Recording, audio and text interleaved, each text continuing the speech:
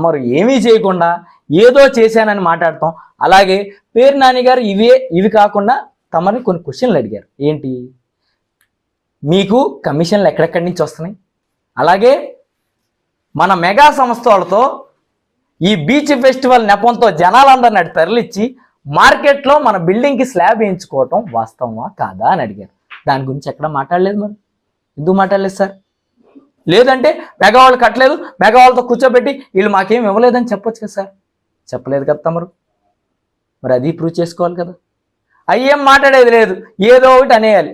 ఇంకోటి, తమరు మాట్లాడేది చాలా సభ్యతగా మాట్లాడడం నేర్చుకోండి. నాకంటే వయసులో పెద్దోళ్ళు, నాకు మీకంటే ఎక్కువ బూతులు వచ్చు సార్.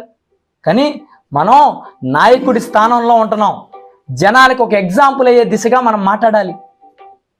మీరు నోటికొచ్చినట్టు, నీకంటే వయసులో పెద్ద ఆయన్ని, నా తండ్రిని నోటికొచ్చినట్టు మీరు మాట్లాడడం జరిగింది. 5 నిమిషాలు మిమ్మల్ని మాట్లాడాలంటే ప్రెస్ ముందు. కానీ నా తండ్రి నాకు సంస్కారం నేర్పారు, పెద్దవాళ్ళని గౌరవించడం. అందుకే మీరు ఎప్పుడైనా చూసుకోండి, తమరిని నేను రాజకీయంగా విమర్శిస్తా తప్పితే ఏ రోజు వాడు వీడు అని కానీ అంతకంటే పెద్ద పెద్ద పదాలు కానీ నేను ఏనాడు మాట్లాడలేదు. అన్నపూర్ణ క్యాంటీన్ దగ్గరికి వెళ్ళిపోయి మీరు ఊరికి ఒక గుడ్డ కప్పుకుని మీరని తెలియకుండా అట్ట వెళ్ళి కూర్చుంటే తమరి కార్యకర్తలు మాడుతున్నారు సార్. పాపం కమిషన్లు అన్నీ పెద్ద ఆయన తినేస్తున్నాడు, మనం తింటాకేం లేదని వాళ్ళు మాట్లాడుకుంటున్నారు సార్. మేమేదో టీకు బూకి వెళ్ళినప్పుడు వాళ్ళే మాట్లాడుతున్నారు. కొద్దిగా కనుక్కోండి, నేను అబద్ధాలు చెప్పట్లేదు. కాబట్టి అన్నీ తెలుసుకుని గ్రౌండ్ రియాలిటీగా మాట్లాడండి. ఏది పడితే నాకు మీడియా ఉందని ఏది పడితే అది మాట్లాడేస్తే కుదరదు సార్. కాబట్టి ఆలోచించి మాట్లాడండి, సక్రమంగా మాట్లాడండి, దమ్ముగా రాజకీయం చేయండి. అంతేగాని నిస్సిగ్గుగా ఎట్లా పడితే అట్లా మాట్లాడటం, కుటుంబాల గురించి మాట్లాడటం. మీ ఇంట్లో ఎన్ని జరిగినా కూడా నేను ఒక్కటి కూడా మీ ఇంటి గురించి మాట్లాడలేదు. ఎందుకంటే నా రాజకీయ ప్రత్యర్థి మీరు మాత్రమే.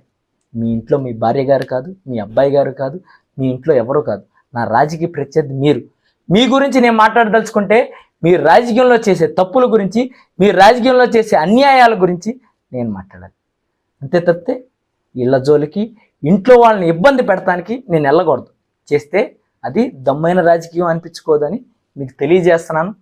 చిన్నవాడినైనా మీకు మంచిగా రాజకీయం చేయండి, ఇద్దరం పోరాటం చేసుకుందాం. అంతేగాని ఇలాంటి రాజకీయాలు మీరు చేస్తే మాకు కూడా కుర్రోళం సార్, మేము కూడా పేషెన్స్ ఎక్కడో అక్కడ సన్నగిల్లుతూ ఉంటుంది. సన్నగిల్లినప్పుడు మళ్ళీ ఇబ్బంది పడే పరిస్థితి మీకు వస్తుంది. ఎందుకు మంచిగానే రాజకీయం చేద్దాం, ప్రజలకు మంచి చేద్దాం. మీరు మీ పాత్ర మీరు పోషించండి. ఇదేమన్నా తప్పులుంటే మేము ఎత్తి చూపుతాం. ఎవరు అధికారంలో ఉన్నా బందరం మంచి కోసం చేసుకుందాం. మంచి శైలిలో రాజకీయాలు చేయండి అని కొల్లు రవీంద్ర గారికి తెలియజేస్తూ సెలవు.